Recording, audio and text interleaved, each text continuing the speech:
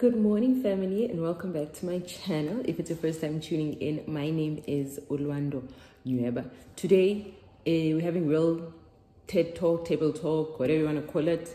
Ndilele dine feelings is all about Goa. So today we are talking event stress and anxiety, because I was like, there's no way I'm gonna go alone. Must go in sonke. And let's talk about the thing that nobody talks about in events, which is the stress, guys. The blooping stress that we as event planners take on to make our clients happy, because we're trying to just do the best work ever. I don't even think it's a matter of, I'm going to tell your choice, but as beautiful as eventing is, there's just this dark side to it where you just feel like everything is all dependent on you. And I mean, that's why I value mental health so much, guys. That's why I play as much as I work. If you follow me on Instagram, or if you know me personally, you will know I put myself first before anything else, because if I'm not happy, if I'm not sane, then I'm not going to be doing the best work on my events, am I? I rather enjoy what I'm doing and be smart about it, but at the same time play hard so that I'm always in a light mode. Let me not rebel on. I made some pointers izolo before I went to bed. Hence I'm like, I'm shooting this video and I'm gonna share with you guys the things that we don't talk about.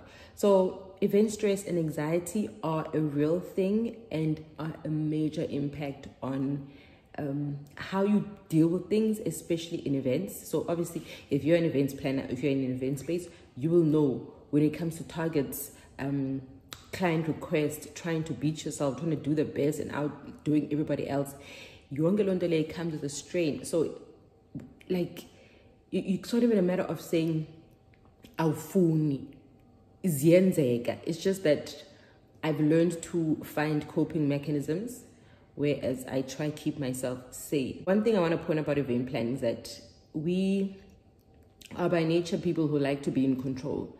So control to us is planning. That's why we are event planners. So we know if we plan it to the T, everything should happen down to the T. But now, the minute we do the handover to staff, to the driver, to the assistants, that's when there is opportunity for the ball to be dropped.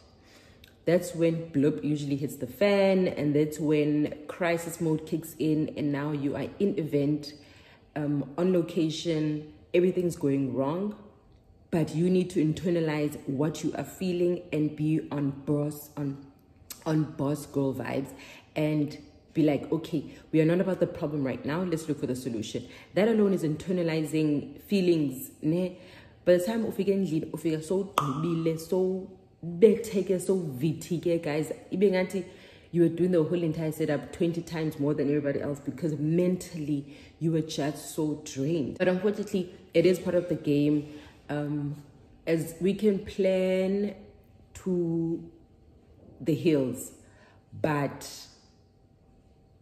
as they say, always leave room for disappointment, always leave room that things might not go according to plan. So that's why we'll have a plan, and then you have a plan, and then you have the plan in case the plan doesn't go according to plan. The idea is that you want to have a good team. You really want to have a solid team. And currently I'm growing my team. It's such an exciting time for me.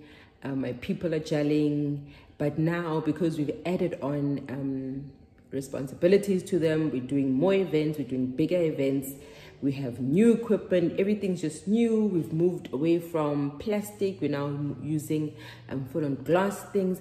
The chances of things going wrong now are bigger because there's more people.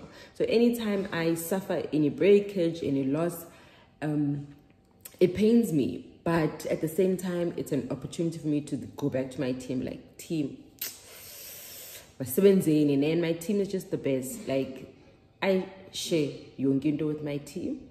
So when I hurt, I try express it, because internalizing it is then I'm gonna one day burst. So I'd rather tell them, oh guys, we're dropping the ball here, dropping the ball there. Can you please, like, we have team chats, like quick chats about, okay guys, what's the way forward? Anxiety. We take on too much as event planners. not as in too many events, but we event planners are control freaks, so we really fail at letting other people do what they need to do because we're scared that they will drop the ball. Another thing that's just like part of the game, like how do I plan this perfect wedding and then expect everybody else to do what they need to do? But it's in my head, going back to having a good team and building an ideally dream team where you have people, which is what I'm trying to do, have people where you like segment them to say, this is your expertise, you're in charge of this. That way it's less stressful and I have less anxiety on the day or the night before, because usually what happens is when I have a big event, andilali guys, real talk, andilali the night before when it's an event, because I'm just replaying everything in my head, everything. I'm gonna wake up, I'm gonna do this, we're gonna get to the set, this is how we're gonna do it, I'm gonna speak to this one's gonna do this. And often than not, I get to the event and things don't go according to plan. And then I'm like, this is exactly why I was stressing about this. But because I have a plan of a plan, no, things work out without the client knowing. And you will not see in the pictures. I also want to touch up on social anxiety, which is related specifically to me and WhatsApp. So my WhatsApp line, my business line. So I have two numbers, a personal one and a business line. And I obviously use the business line more than I do the personal line. And I will have days where I will just get overwhelmed by the amount of text that I will get. And people forget that a text comes, but I've got other texts that are there. A text will come, but I've got a quote that I'm busy trying to work on for a client. A text will come, and it's my day to be out and about, running errands, collecting things, delivering things. And the idea to the sender is that there is this immediate response that they are waiting for me. And the minute that they don't send it, people are not understanding to say, oh, inoba upi. I wish people were more understanding that our WhatsApp lines, it's like having... I'm like a call center. Yeah, the call center, guys. And zonke queries, calls, WhatsApps, texts, inboxes, comments on Facebook, comments on Instagram. Zonke zinto zizakum. I'm not at a point where I can hand over my social media aspect of my account. I respond personally to every single person who calls. So I don't always get around to everybody at the time that they want me to. But best believe when I do get around to it, I will always apologize to say, let's say if I responded like yesterday's a good day. I did not respond to no text the whole day.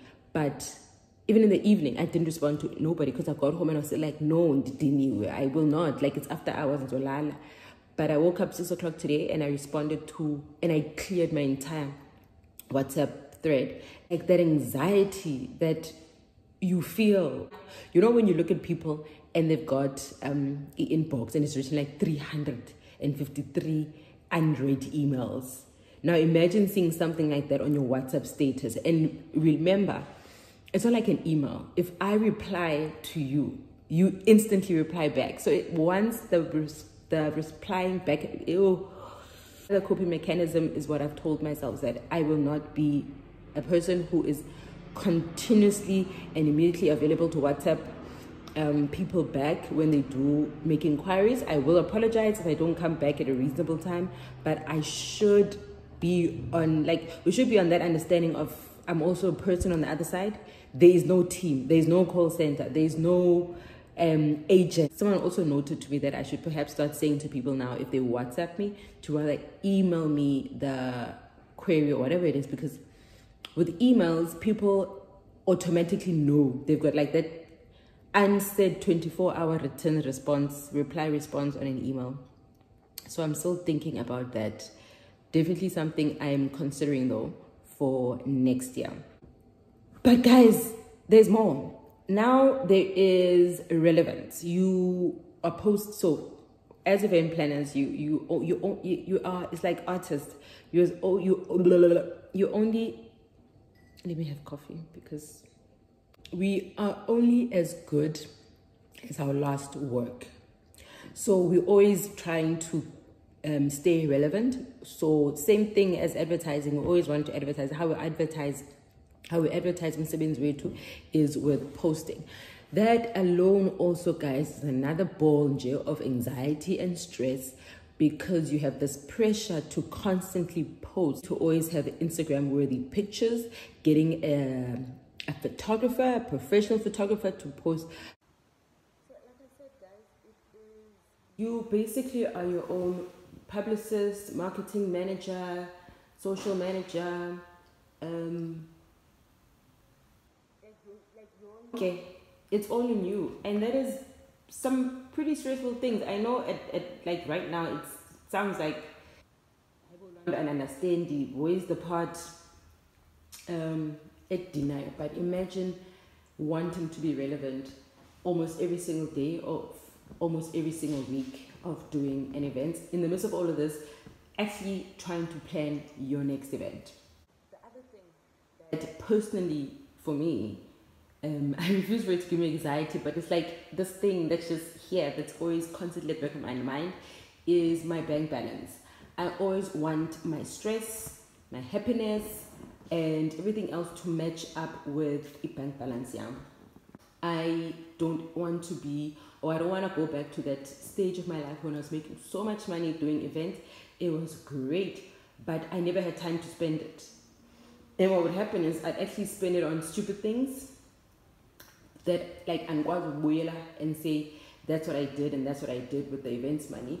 Whereas this year I've made a financial, not even this year, like you learn, man, as you go along in events to say I'm going to start making financial savvy decisions. I also do have an accountant, so he makes sure that he keeps me accountable for anything finance related when it comes to my business and my personal life, but more so with my business life. That is the one thing that drives me at night, not to always have the best work or to be the most busiest event planner. I aim to have,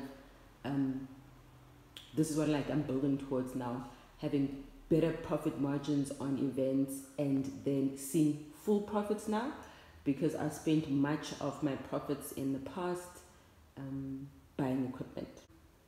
Creative strain. Another thing that stresses us. This is more anxiety, I would say, than the stress, because you're on this constant drive to always better yourself. We're always on the grams, we're always on Pinterest. We are always trying to outdo ourselves. And that is like a very nice thing to do sometimes. Like what used to be nice when I was bored, like I'll go into Pinterest and I'll look for pictures. Like if I'm on Instagram and I see like Lola's work and I screenshot, because that's what we do. I screenshot it. I'm like, oh my god, one day, oh my god, how do I see, like take this picture and I replicate it into like an event that I'll be doing. Obviously make it my own, I tend to copy and paste. All those things start off as being fun, but then once you get on that high, and also I think also it comes with when you start seeing Uti Yazin, you really are getting a positive response from clients. You now are getting a lot of work. That's more pressure to make sure that each event is different, or the pressure that I put on myself. I never ever ever repeat a setup. I don't care what and yenzi. And even if a client says I want that, best believe when I get to that day, I will do something similar, but definitely different, because as a person I want to grow, as a business I want to be able to show something else on my Instagram. And I wanna guys how this is just like a let's just keep it moving.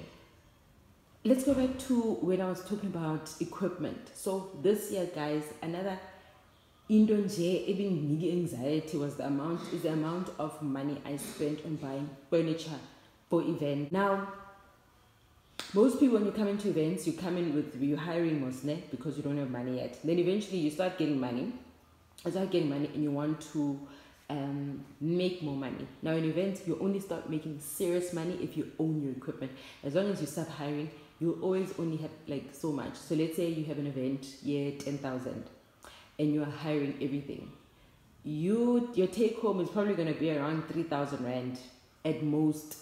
But if you own the equipment, you can push that 3,000 to 8,000 to 7,000 rand. So the profit margins are huge. And that's one of the things that I was building towards for 2020 2020 and 2021 was to acquire as much furniture as I could. So all my profits for this year have gone into buying furniture. Indlu yam igcwele furniture. And the reason why we buy furniture is so that we own things. But the minute you start buying furniture, there is this bug. There's this excitement, guys. There's this thing. Once you start buying, you will just you constantly just want to buy. You want to buy. And unfortunately with events, there are so many trends. There are so many different designs. Like you buy this today, tomorrow there's this one. You are aiming to buy that couch, jiggy. No, it's the boho theme that's now in trend. So if you're also not smart about how you buy, you'll end up buying everything and using and find that isn't just only half of them are actually user worthy. There's me, who over everything else I still have YouTube. Now I try my best to really, guys, I have been Vuman, I have been consistent, I am posting, I'm loving it, it's really fun, I really do enjoy YouTube, and I love your comments. I really appreciate your comments because your comments are really real. And even to the guys who've gone as far as finding my number, yes Nina, and have sent me direct messages or have sent me a WhatsApp. For me, it's the Rando, you make it look so real. Rando, you're so honest, you make it very relatable for me, the person who's sending the text. You are building my courage, thank you. I, over everything else, now have to YouTube everything. So in the midst of an event, in the midst of a planning of an event, setting up an event, buying things for the event, I now have to have this camera that I'm always holding. I'm always shooting and I'm always trying to vlog because I want to give you guys content. So over and above everything else, now I have this camera that I must, example now today, I'm shooting with my phones. So I started with this phone and then space ran out. Now I'm shooting with the other phone, and the reason for this is because my camera is with my assistant. Long story short, it's just now, but because I want to push content for you guys, I cannot make the excuse that I don't have my camera. So I have my phones, so I can use the phones to record and shoot.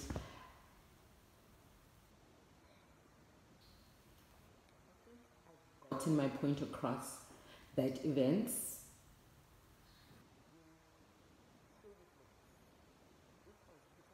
if I was tandy, if you do not have coping mechanisms. So a lot of event planners, to try and survive or cope, they have off days. They've got days where it's a quiet day, a sleeping day. For me personally, I now have started a thing where I wake up at 6 and I will stay in bed up until around 7 to 8-ish, where I will now go back to text or respond to anybody, where I felt like around 3 or 4 I need to pull back, because it does get a lot, guys. If I need to pull back, I pull back, but basically between 6, 7 to 8 I'll respond to WhatsApps. Then I wake up and I'm like coffee, and then I start my day slowly, and then I think, okay, what do I have to do for the day? On event days, so on the Thursday of the event, I always try my best to be off my feet. Thursday, if I can if I can be home all day, that's what I will do. Friday is my last day to get things done. But nalapho is just a matter of me just communicating with my assistant to say, guys, this is what the schedule, to the driver, this is how we work. I wake up, I get to the set, and I delegate. I tell the guys, this is the plan for today, let's go. And everybody just gets into form and sasebenzisana sonke. Team packs up. I zone off around 2 o'clock from the event. I cut. Sundays is just to make sure that everything came back. My assistant counts everything. We do a due diligence with my home assistant and the event assistant. Everything's back to where it should be. Check for breakages, anything that now we need to make sure what window is accountable, basically. And Monday, Tuesday, depending on how rough my weekend is, Monday and Tuesday, guys, I am sleeping in. I stay in bed. and I work from bed. I do everything from bed.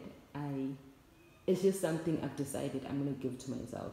Mondays are bed days, bed rest days if I have an event, especially a big one. And then only get from Tuesday, Wednesday, that's when I'm out and about and I'm up and about and I do whatever I need to do. Then Thursday I slow down again so that to be fresh for the weekend. Yeah, everybody has their own coping mechanism. If you're coming into the industry, please be noteful about these things. You don't have to be on a constant high. Oh, when you're busy. It is okay to say, it's a lot, I'm pulling back. This event is stressing me, I'm pulling back. This is not going according to plan, I'm pulling back. Like guys, I'm going to put formula. Let me recalibrate, whatever that word is.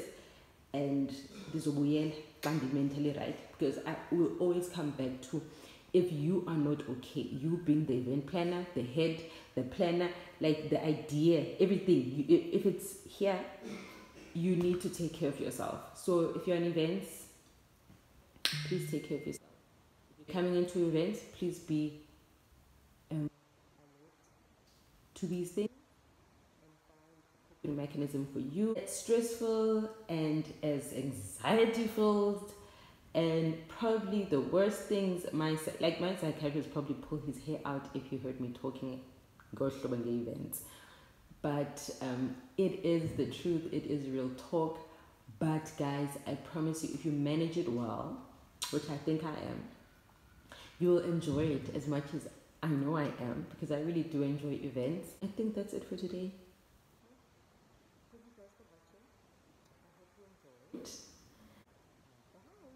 Bye.